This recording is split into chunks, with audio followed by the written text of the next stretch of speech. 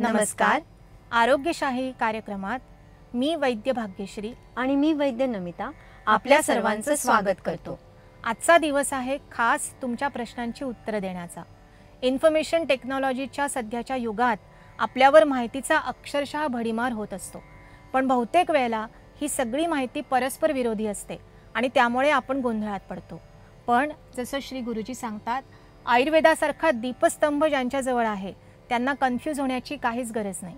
IT-च्या या युगात हजारो फॅड्स येतील आणि जातील, पण शेवटी आयुर्वेदाने जे सांगितलंय तेच खरं आहे हे सर्वांच्या लक्षात येईल. आपल्यालाही काही प्रश्न असेल, मनात काही शंका असली, क्या करे क्या ना करे अशी दुविधा असली तर आपणही आम्हाला प्रश्न विचारू शकतात. आयुर्वेदाचे उत्तर आम्ही आपल्यापर्यंत नक्कीच पोचवू. सध्या सगळीकडे खूप चर्चा चालली आहे की आईस्क्रीम म्हणून आपण जे काही खातोय ते खरंच आईस्क्रीम आहे का?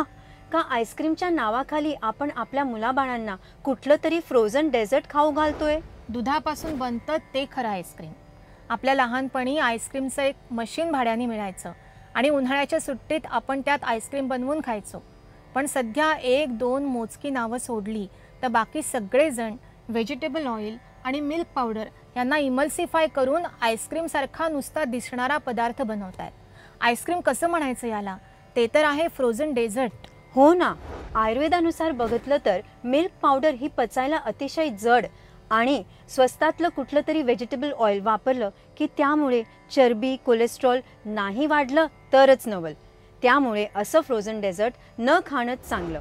आणि तरीसुद्धा कधीतरी आईस्क्रीम खायची इच्छा झाली तर ते दिवसा खाणं अधिक योग्य.